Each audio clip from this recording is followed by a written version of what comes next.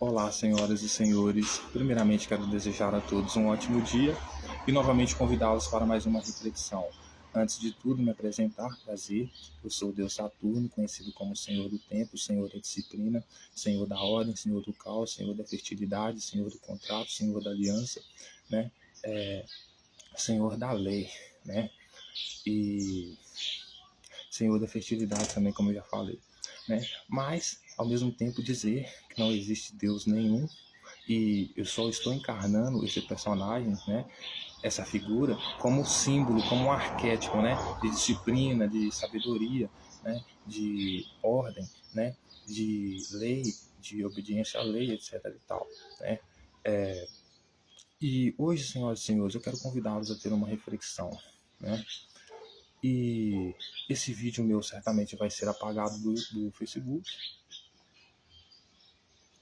Aí muitos dirão: bom, isso deve ser a política do STF de apagar as fake news e as fake news, né, das plataformas. Aí eu vou dizer para você que não tem nada a ver com isso, porque o Facebook está com a política de apagar todos os vídeos que são feitos em lives, né, dentro de 30 dias. E por que ele está fazendo isso? É porque eu estou falando que Jesus é um terrorista? Não, o STF não me proíbe de expressar a minha opinião. Isso é uma opinião, certo?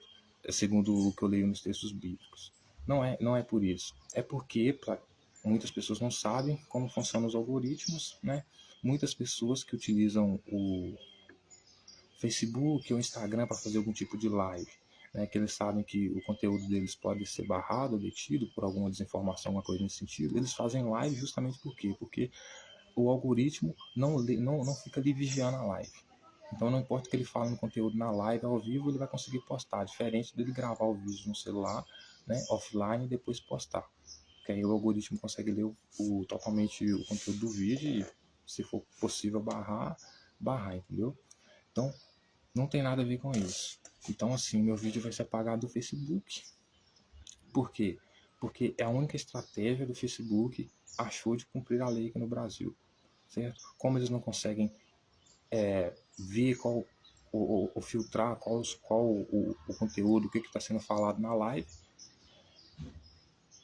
para que ele não descumpra as regras do STF na questão da desinformação, para impedir que esses vídeos permaneçam, então eles exercem a política. Então, já que eu não posso ver o que você está falando e banir sua live na hora, então eu deixo sua live por 30 dias, independente do que você está falando ou não, e seu vídeo será excluído. Mas você tem a opção de baixar ele de novo, né? Inclusive, é uma política só para o Facebook, porque no Instagram você consegue postar vídeo normal e não é apagado as lives, e também no YouTube também não, né? Então, assim, meus vídeos vão ser apagados, mesmo que uns entendam como censura, né? Eu não entendo como censura, por quê? Porque eu não vou discutir com o STF, entendeu? Eu não sou daqueles que têm necessidade de ser ouvido. Ai meu Deus, se meus vídeos forem apagados, né? Porque o que eu falo vai salvar o mundo, então se for apagados os meus vídeos, eu vou morrer por causa disso. Eu não tenho nenhum problema com isso. Podem apagar quantos vídeos quiser, sem nenhum problema, certo? Isso se chama maturidade também. Saber quem realmente manda. Mas uma outra reflexão que eu queria trazer, senhoras e senhores, é a respeito do imposto de renda, essa nova lei do imposto de renda que está dizendo que as pessoas que ganham até menos de 5 mil reais não vão mais pagar imposto, né? Se isso realmente confere, embora ela tenha um aspecto positivo, né, um lado positivo, ela também traz consigo um lado negativo. Por quê? Porque levanta desconfiança do lado da população. Porque se por um lado a população, né, ela exerce o seu direito político, né, de manifestação política, né, no sentido de poder decidir sobre as leis que vão ser votadas, projetos que vão ser votados, ela exerce esse papel dentro da sociedade, sentindo que ela é honrada de fazer isso, por quê? Porque ela paga imposto. Veja que muitas pessoas falam isso, né? Não, eu não concordo com tal e tal política, é que tal e tal dinheiro vai para tal e tal lugar. Por quê? Porque eu pago imposto, esse dinheiro vem do meu bolso. Ou seja, o fato dela contribuir, de pagar imposto, faz com que ela se sinta digna de poder exercer um papel participativo no que diz respeito às votações de projetos e leis que vão ser executados dentro da sociedade em que ela vive. certo? Então, quando você diz que essa pessoa não vai mais pagar imposto, é como se você estivesse tirando a dignidade dela de exercer o seu voto político. E não porque você, ao propor a lei, você tem a intenção de fazer isso, mas a consequência que a lei que você está trazendo vai trazer sobre a percepção das pessoas. Por quê? Porque elas acreditam que elas devem cumprir um papel dentro da sociedade no que diz respeito a votar e participação social e política. Por quê? Porque elas pagam impostos, elas contribuem. Então dizer que a partir de hoje elas não contribuem e vai continuar aquela mesma coisa, né? Não, eu posso votar, eu posso discutir tal questão porque eu pago imposto, ou seja, vai meio que deixar uma, né? Vai meio que colocar para a população como se uma parcela da população, então, a que pagasse imposto, tivesse mais direito ao voto e às decisões políticas na sociedade do que a população operária que ganha pouco, que ganha menos de 5 mil, por exemplo, que é a esmagadora maioria, né? E a outra questão, senhoras e senhores, que eu queria refletir também, é a questão sobre essa nova lei que também está surgindo, que é a lei do Oruan lá, né? E, assim, ao meu entender, a prisão do Oruan não é o combate, um combate sério a uma organização criminosa tão poderosa como o Comando Vermelho. Porque, se você for olhar bem, essas pessoas são simplesmente vítimas, né? Veja que o Oruan, ele não tem nem como decidir se ele vai ou não fazer parte desse movimento, né? Dessa facção, por quê? Porque o pai dele, né, antes de nascer, já era líder dessa facção. Então ele foi basicamente vinculado a essa facção sem poder decidir o seu próprio destino. E é uma coisa muito séria, né? Porque você está lidando com pessoas que, se você nega eles, se você é dito como traidor, visto como traidor, então você pode morrer por causa disso. Então, assim, são situações bem complexas. Então, ao meu entender, a prisão dele não é um combate sério ao Comando Vermelho. Por dois motivos. E o primeiro é porque a fama dele não é ele que constrói. No mundo do algoritmo do qual nós conhecemos, qualquer pessoa, por mais famosa que seja, né, ela não chegou no topo das visualizações, etc. e tal, porque ela é boa no que faz realmente. É porque ela foi eleita por um grupinho de 1000 pessoas que dominam o mundo aí, né, das redes sociais aí, que decide quem vai ser famoso e quem não vai. E essa é a única explicação que nós temos do porquê existem tantas pessoas talentosas que não tiveram seu lugar ao sol, não foram reconhecidas. Justamente por quê? Porque não é o talento que faz você chegar lá. Né? Existem pessoas que, se quiserem te colocar lá, te colocam, se não quiserem, não te colocam. Então, para você chegar lá, você tem que, digamos, fazer algumas coisinhas que agradam essas pessoas.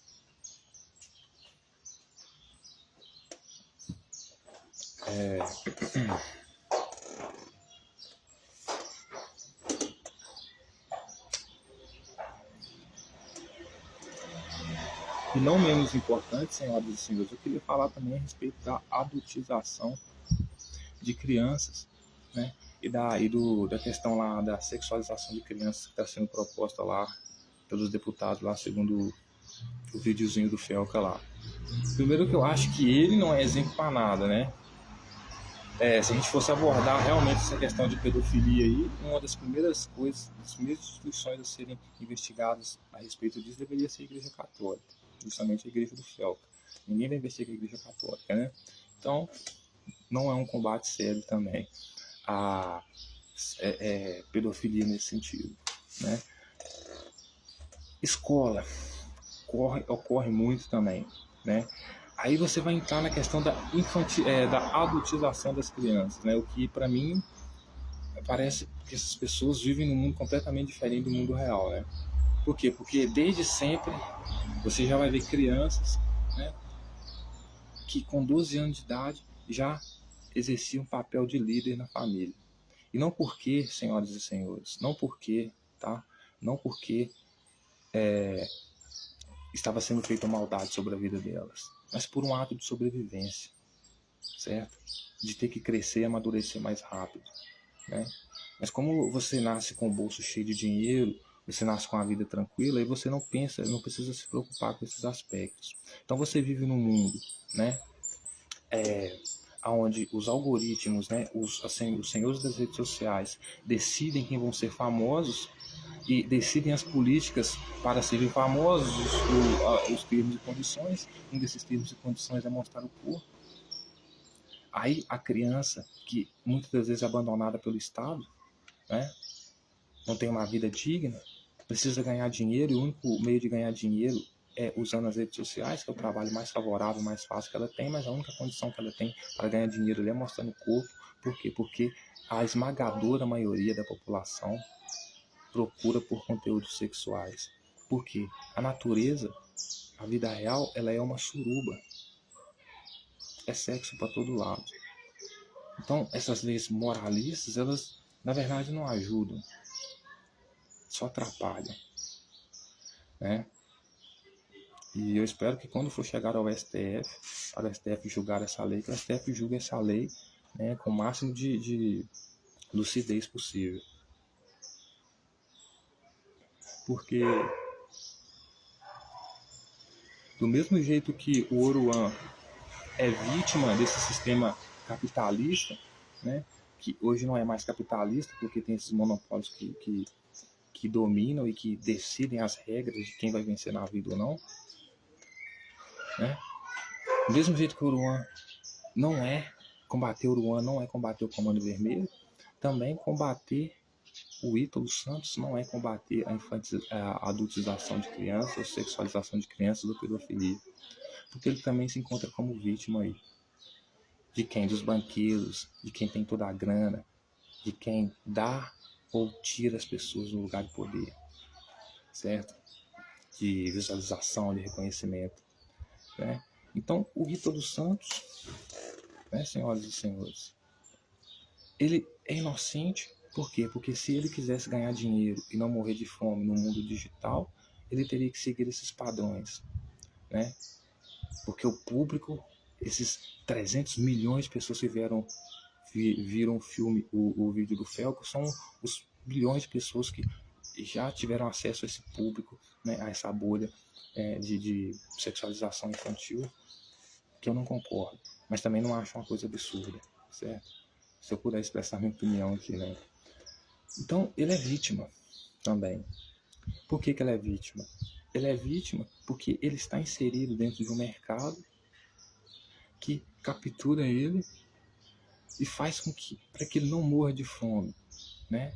Trabalhando com redes sociais, ele tem que se submeter a essa, né, realidade de exposição de crianças, né? Então, senhoras e senhores, ele também é vítima. Por que ele é vítima? Porque quem visualiza, quem potencializa esse conteúdo não é o próprio Ítalo dos Santos ou a própria Camilinha, mas sim as plataformas. E para que eles cresçam, eles precisam fazer esse tipo de conteúdo. Ela, Camilinha, se não fizer, não vai conseguir ter o sonho dela realizado, de ser reconhecida, de ser famosa, que é o sonho das pessoas que vivem nas redes sociais. Então, o mundo digital é isso, é exposição ao máximo, né? É exposição ao máximo.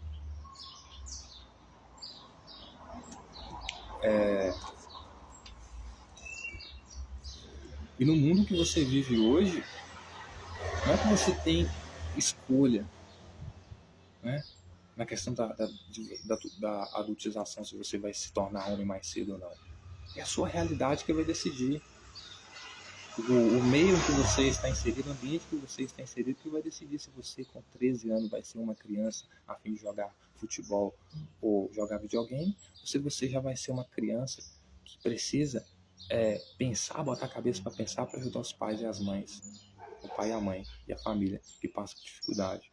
Então, as pessoas têm realidade diferente. Creio que se a Camilinha tivesse a vida que o Felca tem, né, ou o Ítalo também tivesse a vida que o Felca tem, ganhasse dinheiro falando o que o Felca fala, eles não precisariam submeter esse tipo de situação, né? Então as pessoas, elas são jogadas nessas bolhas, né? E elas conseguem sobreviver só quando elas atendem a demanda dessas bolhas. E essa bolha de adultização e de sexualização de criança nada mais é do que os 300 milhões, ou sei lá quantos milhões de pessoas que viram o vídeo do Felca. Então, quantas pessoas daquelas serão investigadas? Né? Eu, por exemplo, não colocaria um filho meu na escola pública, senhoras e senhores, me desculpem, pelo que eu já vivi lá e pelo que eu já vi que acontece lá. Se você tem preocupação do seu filho se envolver com sexo, sabe que na escola ele está exposto a isso. Né? Porque assim, mano, é zona. Certo? Então essa questão, é claro que ninguém concorda que criança deva fazer sexo. Mas todo mundo concorda que a criança, desde pequena, ela tem que receber uma educação sexual justamente para saber como os órgãos funcionam e por que as pessoas não devem tocar naqueles órgãos. Desde criancinha. Porque nós não devemos tratar o pênis como uma arma ou a vagina como uma arma. Nós só nascemos pela prática do sexo. Nós só existimos pela prática do sexo. A nudez não deve ser vergonha. A nudez, ela deve ser vista como algo sagrado, né? Como algo sagrado.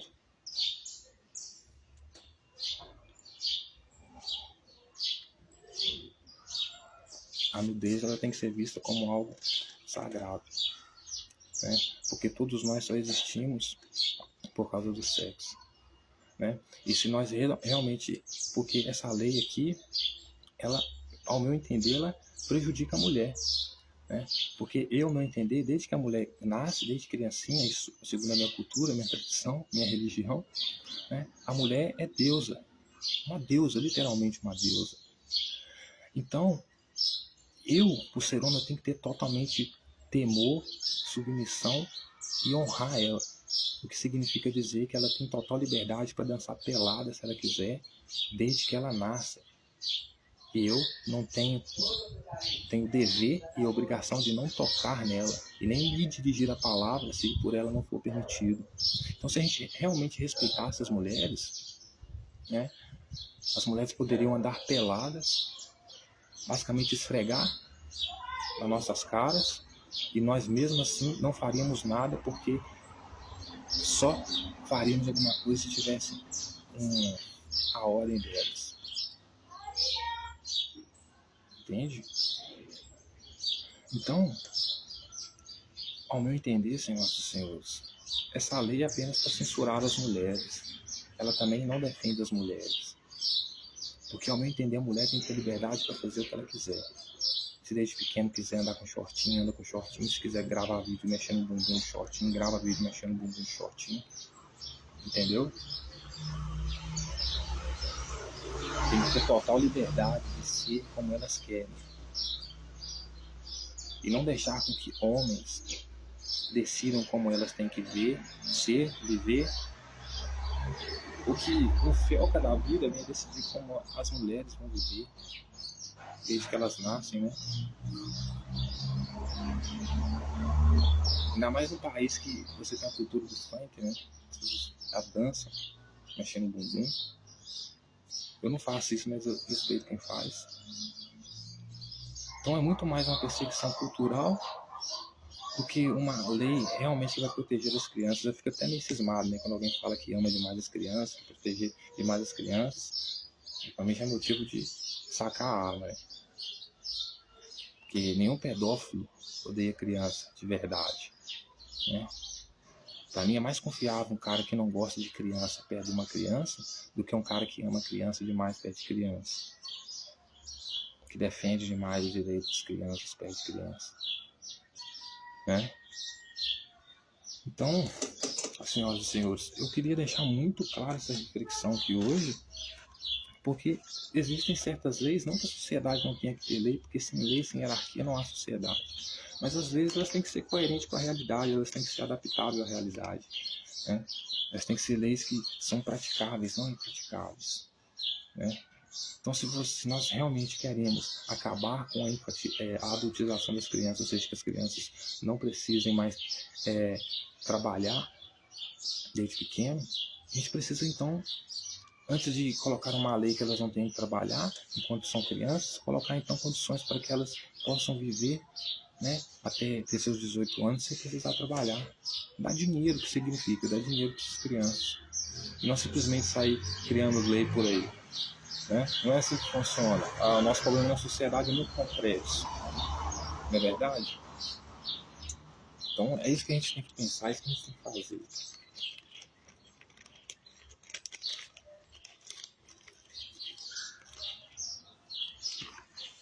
E sobre a sexualização infantil, cara, assim, o que acho que a gente poderia propor é o seguinte: se o cara se envolveu com uma garota muito novinha, de 12 anos, nossa, é muito ridículo isso, né, mano? É inaceitável, realmente. Mas matar o cara não vai adiantar, prender o cara também não vai adiantar, castrar o cara também não vai. O que a gente poderia fazer? Não, você vai se responsabilizar por essa garota aqui agora, certo? Até o fim da vida dela, certo?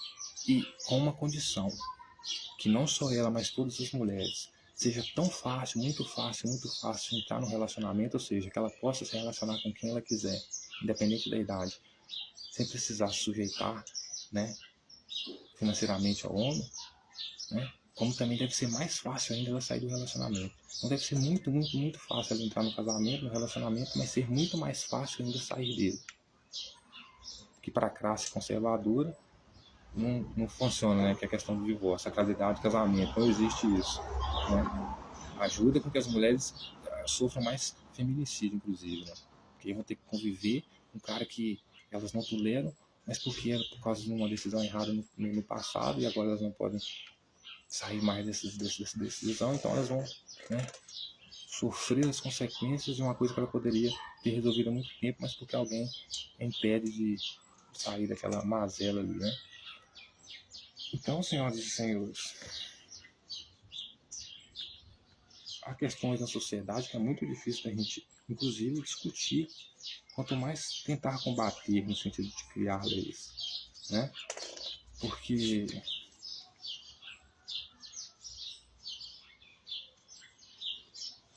a criança é jogada nesse mundo aqui, ela tem que sobreviver, ela tem que se virar. Então que o Estado faça o papel de Estado, o papel de pai, né? E faça alguma coisa na vida dessas pessoas.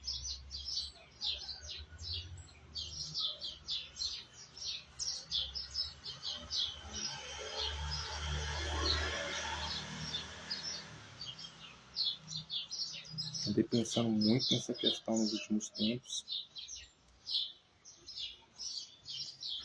ou melhor, nos últimos dias. Hoje eu estou do modo chá, igual chinês.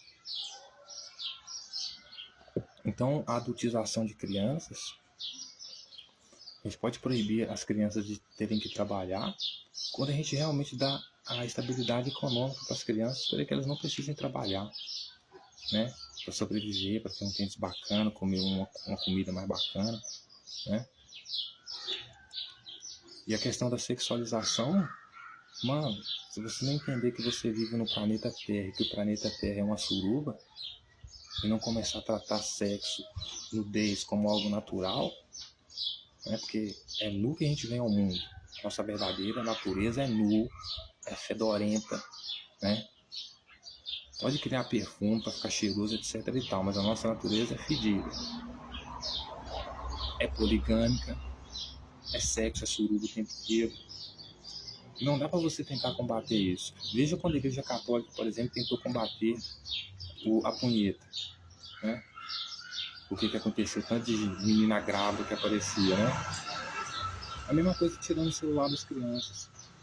Ela vai virar uma índia, né? Por quê? Porque essas necessidades biológicas não são brincadeira.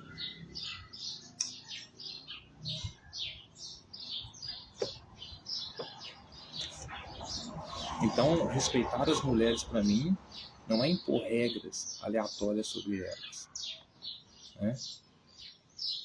É simplesmente dar a elas a liberdade de viver como elas querem.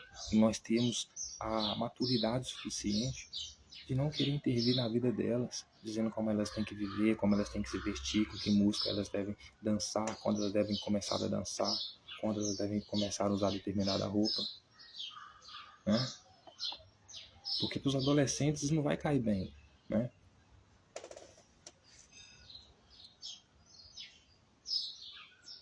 E se o Estado, como pai da sociedade, não consegue fazer a criança se sentir feliz, né, com ele enquanto ela ainda está nova, depois que ficar velha, aí que não dá mais, né? E hoje, senhorzinho, depois de ter dito tudo isso, senhoras e senhores, eu quero convidá-los a dar continuidade, então, a nossa leitura sobre o livro de Tiago, né? Sobre a epístola de Tiago, a carta de Tiago, né? E hoje a gente vai ler lá no capítulo 3, onde a gente vai falar pecadores da língua e o dever de refreá-la. Então,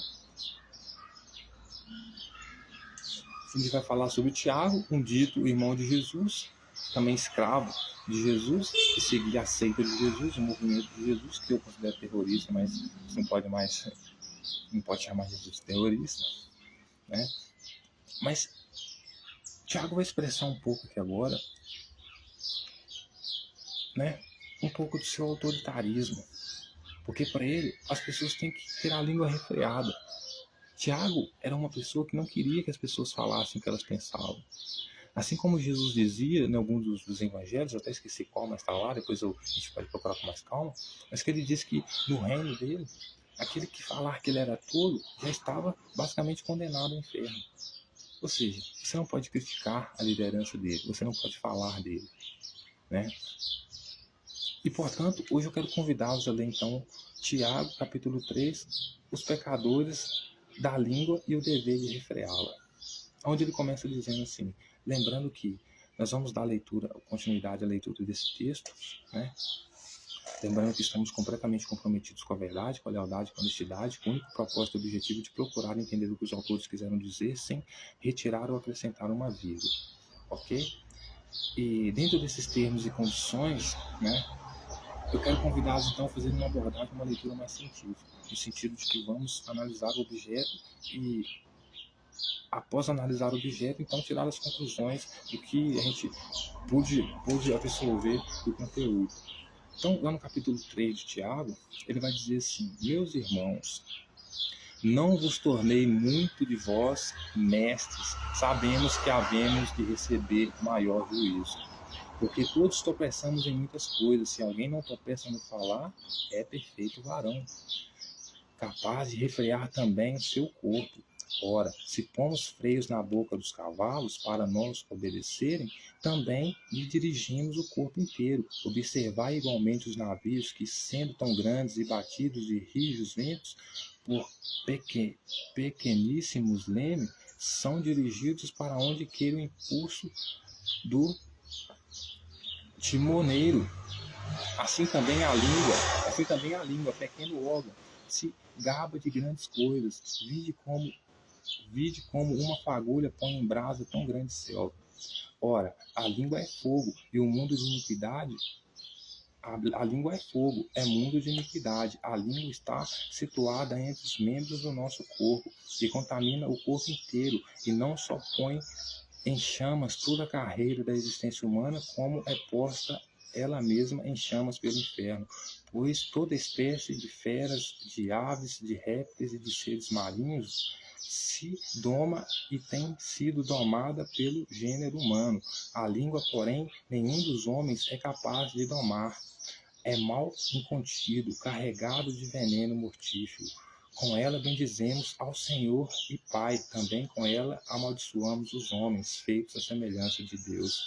De uma só boca procede bênção e maldição, meus irmãos. Não é conveniente que essas coisas sejam assim.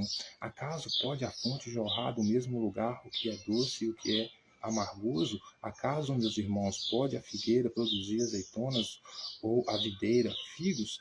Tão pouco fonte de água salgada pode dar água doce. Então, veja que toda a crítica de Tiago aqui era para que a comunidade dele, que fazia parte da sinagoga em que ele ensinava lá, não falasse o que ela pensava a respeito dos seus líderes. Por quê? Porque, segundo Tiago, a língua deles é que fazia com que eles viessem a falecer, viessem a morrer, porque a língua, segundo Tiago, é como fogo. Então, ela amaldiçoa aqueles que são a semelhança de Deus. Então, quem foi feito a semelhança de Deus dentro da tradição de Tiago aqui, né, judaica, Lá no livro de Gênesis, lá, né, Deus fez o homem lá, com sua imagem e semelhança. Então, se referindo ao Senhor deles aqui, que era Cristo, né? Ou seja, as pessoas não podiam falar mal de Cristo, né? Não podiam falar mal dele, né? Porque falar mal dele não era bom, porque para ele, por mais que todos tivessem muitos pecados, aquele varão que conseguisse refrear sua língua no sentido de não falar do mestre deles, do Senhor deles, ele já era perfeito. Não podia matar a mulher adulta, né? Estava seguindo a lei, né? Podia fazer tudo isso, né? Mas tinha que refrear a língua. Porque o mais importante, perfeito, para ele é refrear a língua, não falar contra o seu mestre, contra o seu Senhor, contra o seu Jesus. Né? Então, veja o autoritarismo da gangue de Jesus, né? Então, por isso que ele vai dizer, meus irmãos, não vos tornei muitos de vós mestres. Então, ele pede para que os irmãos não se tornem, muitos deles não se tornem mestres. Ou seja, não tem autonomia, porque isso é que é o mestre, né? O mestre é aquele que tem autonomia de avaliar, né? O mestre é aquele que é seguido, é aquele que ensina, né? Então, Tiago está querendo que os irmãos dele, da sinagoga, não se tornem mestres. Ou seja, não tem autonomia do conhecimento, né? Não queiram ensinar, né? Porque eles deveriam saber que iria receber maior juízo, ou seja, maior juízo de quem? De Jesus, né? Aí ele vai dizer, porque todos eles tropeçavam em muitas coisas, e se alguém não tropeça no falar, é perfeito varão. Então, Tiago vai falar com eles, não, vocês não podem tentar ser mestres aqui, né? Porque há um juízo perfeito, melhor do que o de vocês, e é o de Jesus, né? Que é o Senhor Deus, né? E vocês erram em muitas coisas, nós erramos em muitas coisas, né? E se algum de nós, né, não tropeça no falar, é perfeito varão. Ou seja, tropeçar no falar aqui é criticar, né? Criticar Jesus, criticar Tiago, criticar os mestres das sinagogas, falar assim, ó, esse cara aí tá caô, hein? Não sei o que ele tá falando.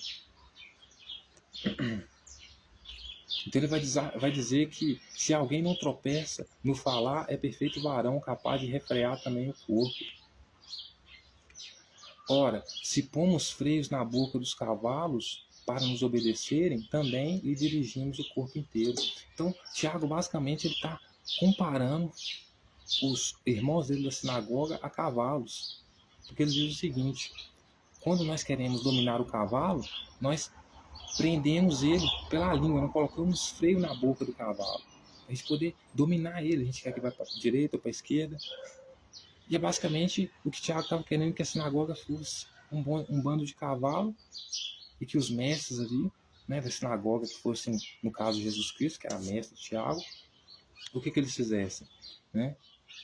Eles dominassem os discípulos da sinagoga ali como se fossem cavalos, censurando eles, tampando a boca deles.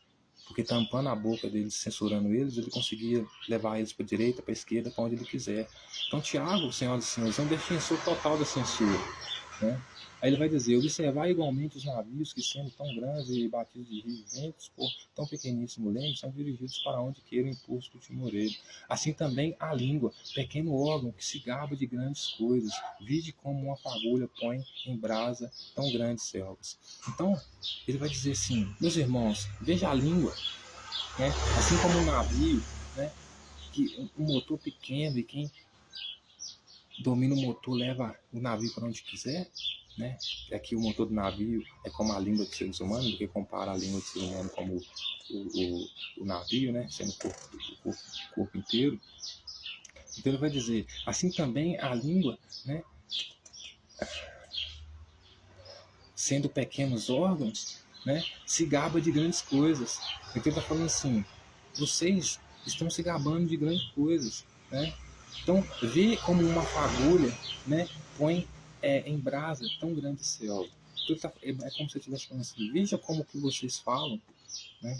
Como vocês opinam, pode ferrar com toda a vida de vocês, com todo o corpo de vocês. Veja como um pedacinho da língua de vocês podem acabar com a vida de vocês, podem ferrar com a vida de vocês, né? A língua ela é a menor parte do corpo, né? Mas por causa da língua, meus irmãos, vocês podem se foder, certo? Porque o navio também é grande, mas ele tem um motorzinho que vai levar ele para onde ele quiser, e quem controla aquele motorzinho leva o navio para onde quiser. Então vocês aqui não é diferente. Vocês têm o corpo inteiro, tem a língua que, entendeu? Tem a língua que prejudica o corpo de vocês, mas se vocês tiverem alguém que controle a língua de vocês, ou seja, eu, ou Jesus que é o mestre, aí nós podemos dirigir vocês para onde vocês vão, direcionar para onde vocês vão.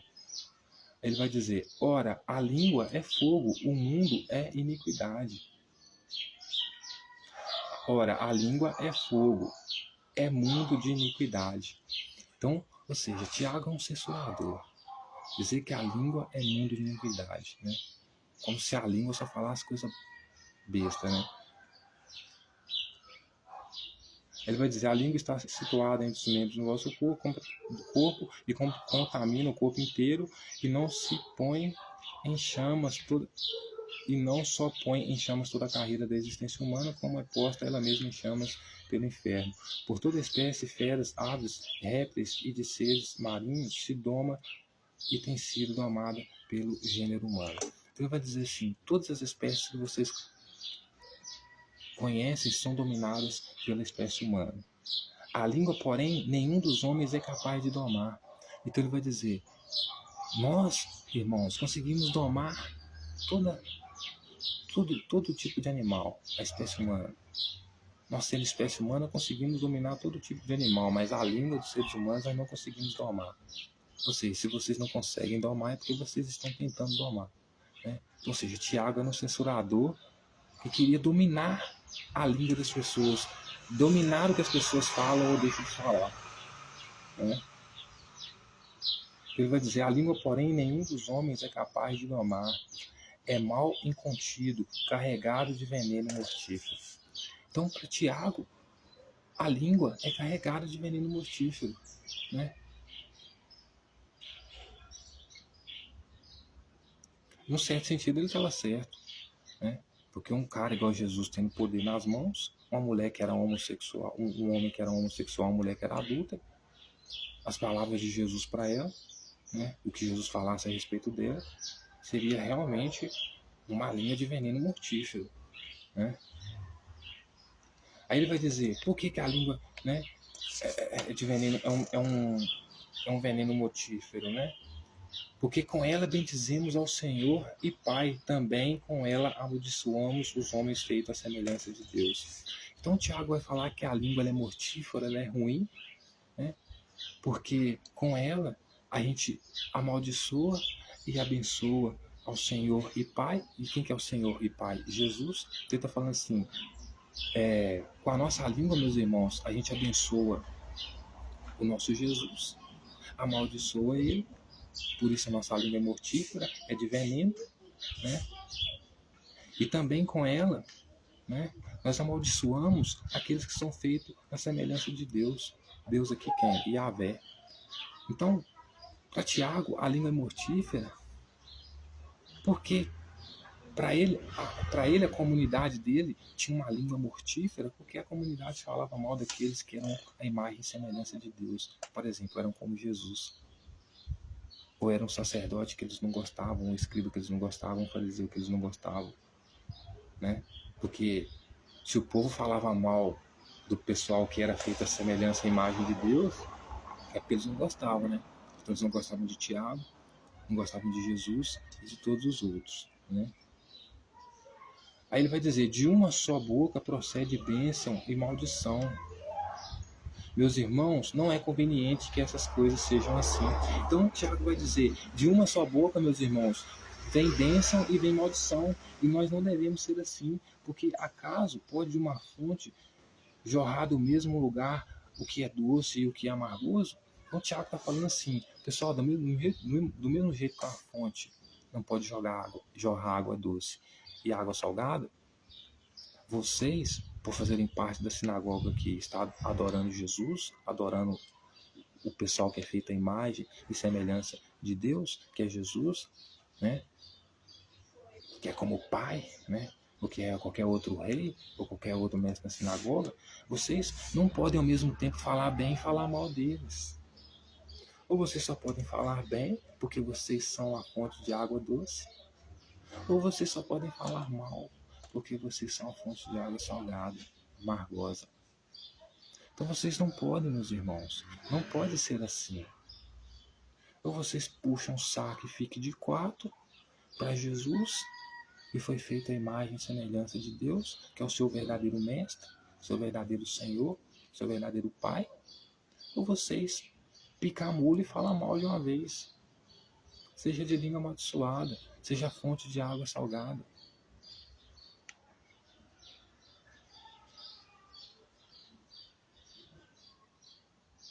Acaso, meus irmãos, pode a figueira produzir azeitonas ou videira a figos? Tão pouco fonte de água salgada pode dar água doce.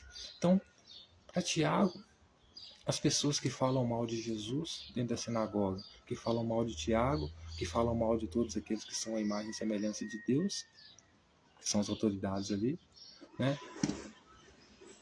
Para Tiago,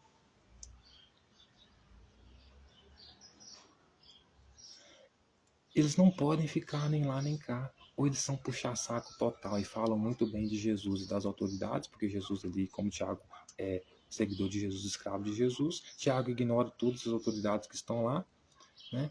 E quer que Jesus seja adorado como líder da sinagoga, como mestre da sinagoga, e que ninguém fale mal dele, porque Jesus aqui é o personagem central, né? Quem Paulo se refere, porque é o Senhor Deus aqui, feito em mais semelhança de Deus, que ninguém pode falar mal dele, ninguém pode questionar ele, ninguém pode ir contra ele. Porque se for contra ele, a língua dele é amaldiçoada. Então ele tem que ser um só. Ele fala bem, fica de quatro para Jesus. Então ele vai ser uma fonte de água doce, paga pau para Jesus. Ou ele vai falar mal de Jesus e vai ser uma fonte de água salgada, amargosa. Mas que ele não pode ficar lá nem cá. Ele não pode falar bem e ao mesmo tempo falar mal.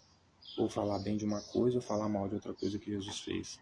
Por quê? Porque para Tiago, Jesus tem que ser o perfeito. Né? Então assim,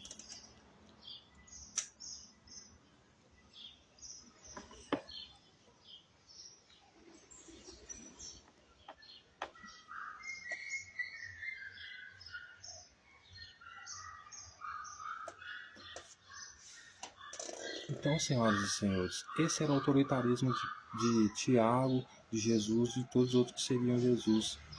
Porque fariam, porque que nem Jesus falou, né? Eles seriam como ele, né? Fariam o que ele fez. Né? E era assim que Jesus faria, né?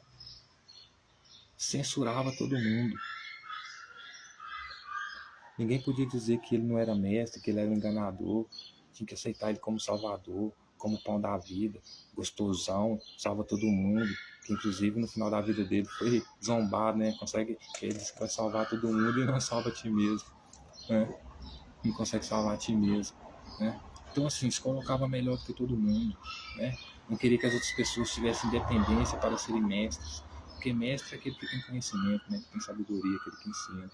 Então, para ele as pessoas não podiam ter autonomia para serem mestres, né? Para procurarem serem mestres, ter a sua sabedoria, o seu conhecimento, mas que elas deviam simplesmente ser censuradas, se preciso, colocar um freio na boca, como se coloca na boca do cavalo. Porque assim como você coloca na boca do cavalo um freio para controlar ele, assim o mestre da sinagoga, a qual o Tiago defende, o único, que é Jesus, tem direito de colocar um freio na boca daqueles cavalos que estão dentro da sinagoga ali, que estão querendo ser mestre, também ter autonomia para buscar o conhecimento. Né? Então Tiago é contra as pessoas falarem o que pensam. Né? É contra a crítica. Né? Isso aqui que é censura. Né? É você querer colocar um freio na boca das pessoas. E é isso que a extrema-direita faz. E não é isso que o Supremo Tribunal Federal está fazendo. Né? O Supremo Tribunal Federal está fazendo completamente diferente disso. Né? Porque você vê muitas pessoas, porque todos nós aprendemos, né, com a nossa avó, né? Você não pode falar o que você quer, nem dentro de casa, muito menos na rua.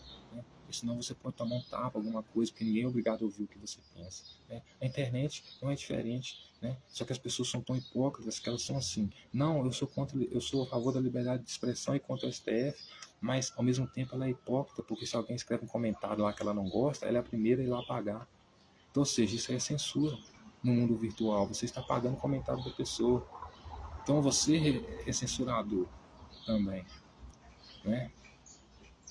Então, senhoras e senhores, o que o STF está fazendo, o Supremo Tribunal está fazendo, não é censura, né? Não é censura, né?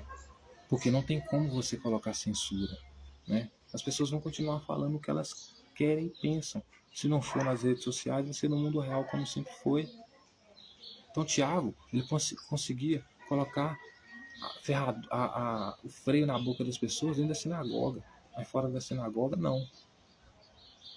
Então, o STF não está querendo censurar, porque ele sabe que mesmo que na rede social a pessoa não pode falar, né? Fora da rede social, ela vai continuar falando. Mas qual que é o problema dela continuar falando na rede social? É porque isso traz uma certa confusão na mente das pessoas. Por exemplo, eu moro aqui numa cidade de Abricampo, a minha cidade tem um índice de criminalidade muito pequeno, de violência muito pequeno. Realmente é uma cidade que, se você perder o telefone no lugar, você tem a possibilidade alta de voltar e encontrar o seu celular lá. Você não vai ser roubado aqui, não vão roubar seu celular aqui, roubar nada de você aqui, certo? Você não vai ser assaltado, não vai ser agredido, nada disso vai acontecer com você aqui. É claro que nós não estamos isentos de problema, mas quando eu acesso a internet, eu vejo, por exemplo, uma realidade, por exemplo, lá no Ceará, por exemplo, onde crianças de 12 anos são espancadas, sofrem, tem 17 pauladas na mão, pauladas, ripadas na mão mesmo, de verdade, com toda a força, porque desobedeceram os pais. Isso não faz parte da minha realidade. Embora todos queiram que sim, mas a minha realidade é que eu vivo aqui.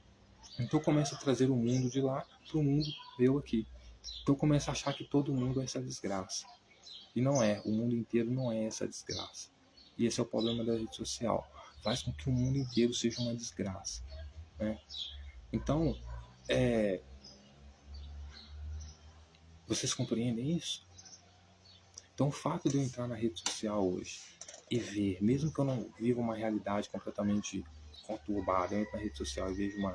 Porque, no final das contas, a internet, senhoras e senhores, é apenas uma extensão daquilo que acontece na vida real. Então, mesmo que a rede seja censurada, como vocês acham que estão sendo censuradas, isso não vai impedir que as coisas aconteçam na realidade. A política para combater essas questões na realidade é outra. Mas a internet também ajuda. Por quê? Porque, para a segurança de todos, é necessário que nós tenhamos a informação e acesso a todos os dados das pessoas, certo? E a gente vai trazer essa política no nosso governo único mundial, né? Lembrando que o nosso governo único mundial, que vai ser composto por Brasil, China, Rússia, África e os BRICS, não é uma política de controlar, né, a tradição, a cultura interna dos países. Não. No sentido de ajudar os países menos desenvolvidos, né, a chegarem pelo menos perto dos países mais desenvolvidos, na questão de tecnologia, educação, ciências, né, cultura, né, saúde, entretenimento, né? Mas as políticas internas, as leis internas de cada país, isso a população decide, né? E o Brasil, senhoras e senhores, ele é a potência alimentar aqui. Por isso o Brasil é tão importante. O Brasil é uma terra raríssima dos outros povos. Porque a comida que nós produzimos, principalmente aqui em Minas Gerais, é uma comida que vai fazer esse povo ter tanta energia que eles vão criar coisas maravilhosas, porque o que mais importa é se você está de barriga cheia. Isso que vem em primeiro lugar. A comida na mesa, uma boa refeição. Depois vem os outros projetos, né? E o Brasil, por ser um grande fazendeiro, produtor, agricultor, é importante para o resto do mundo, assim como os construtores civis também, né? Que são as verdadeiras potências, né? Os países que têm mais construtores civis e mais agricultores, né? Enfim, eu estou falando isso aqui só para vocês verem que nós temos importância assim para a Rússia e para a China nos BRICS, né?